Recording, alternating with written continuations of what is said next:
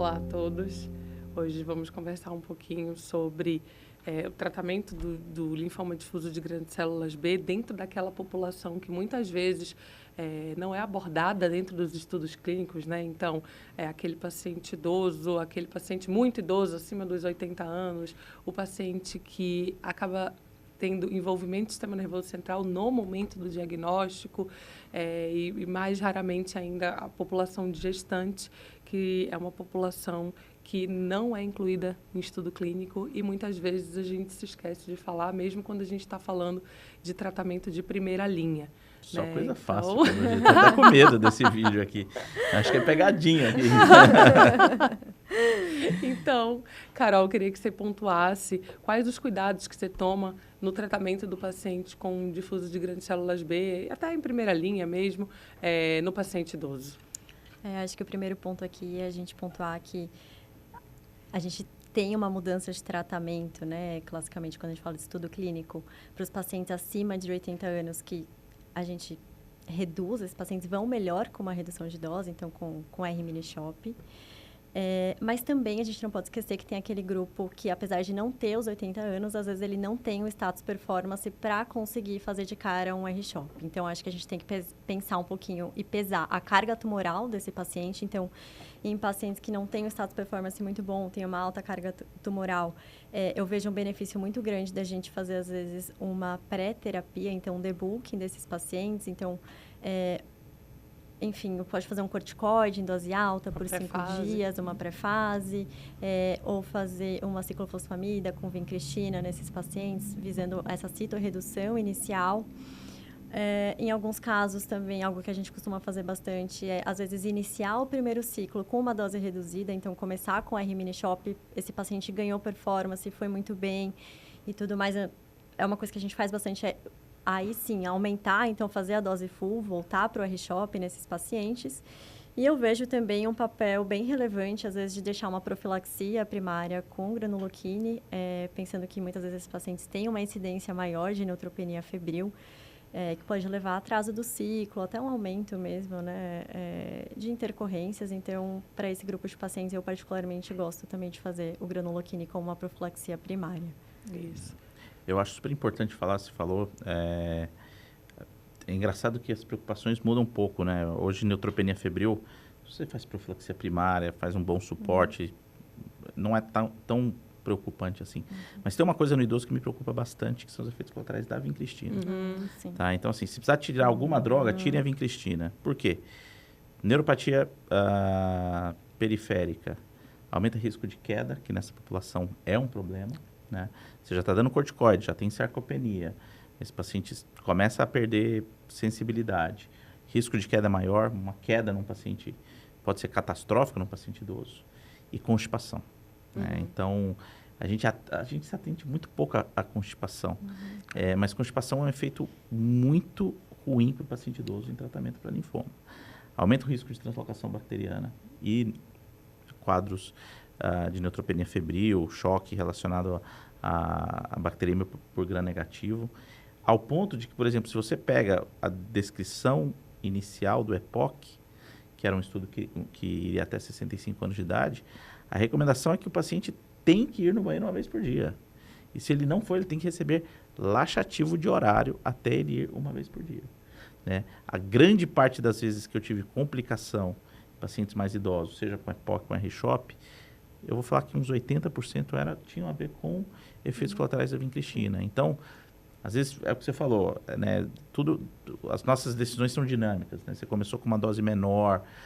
Você acha que seu paciente está bem, você quer escalonar? Talvez valesse a pena escalona, mas deixa a dose de vincristina ali um pouquinho mais baixa, porque a gente sabe que os 2 miligramas pode ser algo significativo. Né? Aumenta o risco de delírio também, né? Super, então, principalmente quando a gente está falando de pacientes mais velhos. Exatamente. Né? Então, eu realmente acho isso muito importante. E a gente não pode falar também que a gente tem, né? A gente falou muito do R-CHOP, mas a gente tem também a chegada do polatuzumab, né? O pola, ele também, né, como qualquer terapia que usa monometilaristatina E, o efeito colateral é neuropatia periférica, mas constipação não foi tão significativo assim, né? É mais neuropatia periférica, formigamento de mão, pés, etc e tal. Mas é uma coisa que a gente tem que prestar atenção também, porque a gente falou de queda e tudo mais. O Polarix, se eu não me engano, tinha pacientes até 80 anos de idade. Acho que era até 80, 85. Alguma coisa assim. Então, tem que entender um pouco essa população. E justamente a população, não me engano, acho que era acima de 75 anos, foi justamente a população que teve uma ocorrência maior de efeito adverso, grau 3 e 4, relacionado tanto ao ponto de vista infeccioso quanto à ocorrência de neuropatia. E além da droga no paciente idoso, lembrar que muitas vezes a gente tem comorbidades associadas, né? Então, você tem a neuropatia diabética, que é incipiente, aí você soma com uma outra droga que dá neuropatia que também. É um problema. Ou o próprio diabetes mesmo, né? Que é super prevalente na nossa população. E aí você usa uma dose altíssima de corticoide. Muitas vezes a gente vê esses pacientes descompensarem nesse período. Então, é outra droga que também, às vezes, vale a pena uma redução de dose. Sim. Algo que a gente usa pouco. Acho que assim, deveria ter margem para usar mais, principalmente quando a gente está falando do sistema público de saúde, é a ajuda da equipe da geriatria, né, de uma equipe multiprofissional. Infelizmente, a gente ainda não tem como contar com todo esse suporte, mas eu acho que para o paciente idoso isso faz toda a diferença no tratamento oncológico. Hoje o mundo inteiro não trata linfoma em idoso sem fazer alguma ferramenta de avaliação geriátrica, né, de assessment geriátrico. Então, você tem milhões. Tem CDA, você tem, sei lá, time to wake up and go. Enfim, tem uma série de coisas que a gente não faz. Sim. Eu falo que a gente faz a famosa avaliação do imperador, né? Você faz assim e define. E tá errado, né? Se você tem alguma coisa para ver métrica, a gente deveria estar fazendo. Lógico que isso é complicado, você tem que ter gente treinada. Isso aumenta muito o tempo de consulta, né? Se fazer uma avaliação geriátrica completa, às vezes você está no ambulatório, que você está vendo 20, 30, 40 pacientes. No mínimo uma hora. Você não consegue fazer isso em menos de 30, 40 minutos. Então, assim, a gente realmente precisa mudar um pouco o entendimento que a gente tem do tratamento do paciente com linfoma, né? Com linfoma difuso idoso. Porque ele é um mundo à parte. Essa é a verdade. E falando de outro cenário desafiador, Guilherme, aquele paciente que já chega com acometimento do sistema nervoso central. Qual que é a sua abordagem atual? Isso é raro, né? Graças a Deus isso é raro, não passa aí de 7% dos casos ao diagnóstico. Eu acho muito interessante, uma coisa que eu sempre gostei é dessa interface de infiltração do sistema nervoso central em paciente com linfoma difuso. Durante muito tempo a gente achou que isso era relacionado à localização, né? Testículo, mama, santuários, ovário, e hoje em dia a gente entende que não é muito bem assim, né? Então, são doenças que estão geneticamente programadas para infiltração nervoso central.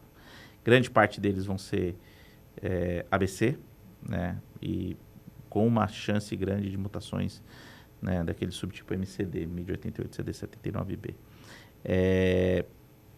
A gente não tem um standard of care para tratamento para esses pacientes. Eu tenho uma esperança muito grande que o que vai resolver isso vai ser a incorporação de BTK em primeira linha, né? Então, o Phoenix falhou em demonstrar esse benefício, demonstrou uma menor taxa de infiltração externa nervoso central, isso é verdade. Então, a gente fala ali, né, de 3 a 5%, o Phoenix foi 1,8, 2, se eu não me engano. Mas, enfim, a gente não tem ainda esses dados. A gente tem os dados do Scalate que a gente está esperando para ver se tem algum dado maior em relação a isso. A outra população que pode se apresentar com infiltração do nervoso central geralmente são os linfomas double hits, ou, né, que tem arranjo do MYC e do BCL2, que uma porcentagem também pode dar. É muito difícil, né, porque aí você não tem absolutamente nada de droga nova.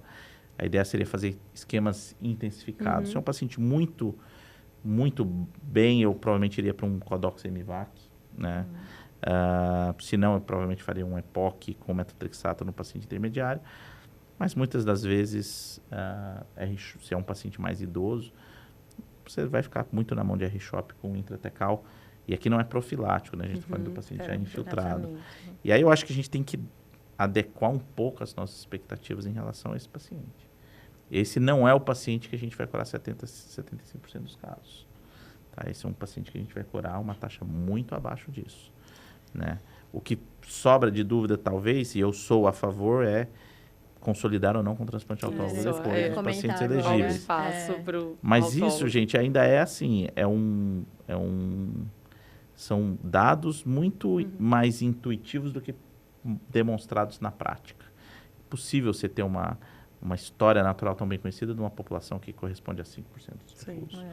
Então, assim, o que eu faria se eu pudesse, né, tendo tudo disponível, se fosse um paciente que claramente tivesse um perfil molecular de sensibilidade a inibidor de BTK, eu incluiria até pela penetração do sistema nervoso central e consolidaria com transplante autólogo, sendo com um condicionamento direcionado para o sistema nervoso central, como TIOTEP, etc. e tal. Para aqueles que seriam os double hits ou que não fossem sensíveis aos inibidores de BTK, alguma quimioterapia intensificada, quando possível, e consolidação com transplante autólogo. Mas o grau de evidência disso, eu acho que é um grau de evidência muito baixo ainda. Então, você incluiria o inibidor de BTK para os pacientes do grupo MCD? Sim, eu acho que sim. E aí, só assim, para pontuar um pouquinho mais isso, e essa sensibilidade ao BTK, você solicitaria nesse caso? Eu tenho, assim, eu acho que a gente deveria fazer painel NGS, a gente tem aqui no Einstein, o que facilita, para todos os pacientes com linfoma difuso, tá? Porque a gente ainda não está num nível de cura tão alto assim, tá? 70% é alto, mas 70% é longe de 100%, é longe de 95% do Hodgkin. Então, quanto mais a gente ter esse dado, para mim é melhor, e eu acho que o futuro é combinar terapias-alvo para mutações específicas, como foi demonstrado naquele estudo chinês lá no Guidance 1, que é um dado super interessante. Então, eu gostaria de fazer para todo mundo, mas não consigo fazer. Então, eu tendo a fazer naquelas situações que eu acho que são mais desafiadoras ainda. Sim. Então, se é um paciente que se apresenta com infiltração no sistema nervoso central, eu gostaria muito de ter esse dado, para saber se eu tenho alguma coisa a mais que eu poderia fazer. Eu não vou fazer para o cara que chega no estádio 1, 2 gânglios no pescoço, doença localizada, que a cura está ali, sei lá, 93 92 pelo Flyer, alguma coisa assim. Sim. Agora, se é um paciente que eu realmente sei que o standard of care não vai me ajudar muito, ou não vai ajudar quanto eu gostaria que ajudasse, eu acho que a gente tem que ser um pouco mais ousado aí nessa pesquisa molecular. Com certeza, acho que é um cenário que valeria a pena o custo envolvido. Exatamente. Né? E é aquela coisa, se você pega um paciente que você está nessa preocupação, é caro, mas dilui isso no tratamento de 6 quimioterapias intensificadas, com as internações de complicação, com transplante autólogo, etc. E tal, isso vira coisa muito pequena. Então, e uma coisa que quem me falou até foi o Fábio, que eu achei muito interessante, a gente não perde nada em oferecer isso para o paciente. A decisão disso é do paciente. Eu vejo, às vezes, o colega sofrendo, assim, seja para isso, seja para FISH, para mieloma, mas o paciente não vai ter condição de pagar. Cara, você não sabe. Você não sabe. Se eu não oferecer o FISH para mieloma, ele chegou em casa e comprou um iPhone novo, de 10 mil reais. Então, assim, não cabe a gente tem que tentar oferecer o melhor, né? Óbvio, sem vender nenhuma coisa. Isso muito provavelmente não vai mudar sua terapia inicial, etc, etc. Mas eu ainda acho que é uma informação válida. E eu torço muito para que a gente pegue esse hábito de fazer mais. Fazendo mais, a tendência é que o preço baixe, né? E com isso a gente consegue pedir mais e por aí vai. Né? Bom, e para finalizar as situações desafiadoras, a gente não vê muito, né? Então, porque a epidemiologia do difuso de grandes células B são pacientes mais velhos, né? Tem uma preponderância um pouquinho maior em homens, mas, por vezes, a gente já chegou a se deparar com paciente grávida com linfoma B de alto grau. Você tem alguma observação, Carol? Acho que sempre que a gente fala de uma população gestante, tem alguns cuidados que a gente precisa tomar, né? Então, além da gente não ter dado muito robusto, é sempre algo muito individualizado, uma decisão compartilhada. Então, tem que ter uma decisão conjunta, principalmente com o que a paciente espera, o que ela quer, né? Sempre bom também uma abordagem multiprofissional, com obstetra e tudo mais. E alguns pontos que são meio padrões quando a gente fala de gestação, né? Então, se é um paciente com um linfoma de alto grau, que a gestante está correndo sério risco de vida, a gente sabe que, apesar de sempre tentar evitar o tratamento no primeiro trimestre, ou então ir por uma interrupção da gravidez, tudo isso é a gente tem que decidir caso a caso, mas de uma maneira geral, se a gente fosse tentar estabelecer alguma regra, é evitar ao máximo fazer quimio-imunoterapia no primeiro trimestre desses pacientes, justamente porque é o período, enfim, de formação e tudo mais. E a gente já teve casos aqui, né, acho que vocês se lembram, de pacientes gestantes com linfoma de alto grau e que estava numa situação que a gente realmente precisava tratar, porque era uma massa abdominal, inclusive a paciente acho que estava com 23 semanas de gestação, e que foi conversado e a paciente fez 6 ciclos de R da EPOC. Lembrar que esses pacientes não podem fazer PET, porque, enfim, o análogo de glicose que a gente usa aí no contraste, o feto é muito ávido, então a gente geralmente faz o estadiamento dessas pacientes com ressonância, então não faz o PET nesses casos. E a paciente, enfim, foi super bem, o feto não teve nenhuma malformação, resolveu a gestação da maneira mais segura e foi muito bem. Então, Sim. De uma maneira geral, o tratamento é compatível, mas lembrando que tem todas essas nuances e que tem que ser algo que precisa ser conversado. Eu acho que é a situação em que pressa só atrapalha, né? Você falou. Tentar segurar ao máximo o nosso ímpeto de tratar. Eu acho que isso é o mais importante. Para tentar sair dessa janela que você falou, que a gente fala primeiro trimestre, mas a verdade é que quanto mais tarde, melhor. Né? Então, assim, é segurar ao máximo até você realmente necessitar tratar essa paciente. Com Hodgkin é mais fácil, Bem né? mais fácil. A gente tem alguns casos que a gente conseguiu segurar. Inteira. Exatamente. Você vai ali só, né? E tudo bem. Mas tentar sair e saber que é uma situação grave em que existem riscos para ambos os lados. Então, todo mundo tem que estar ciente do que está acontecendo. E equipe obstétrica, todo mundo tem que estar seguro de que, numa situação muito séria, a gente vai tentar garantir que todos os desfechos sejam alcançados. Bebê saudável, mãe bem, tudo mais. Mas é uma situação bastante difícil. Eu acho que não existe ainda uma resposta mágica para isso. Eu já vi gente advogar para tudo quanto é coisa. Faz um pouquinho de rituximab, corticoide para segurar. Eu acho que é válido, eu acho que tudo é válido. Não existe uma resposta assim. Bem Cristina, mas eu acho que o mais importante é saber, olha, estamos numa situação que é desafiadora, né? Mas eu acho que a gente tem, assim, algum respaldo de que é possível, principalmente a partir do terceiro trimestre, se necessário, usar mão de quimioterapia para tratar esses pacientes. Perfeito. Obrigada.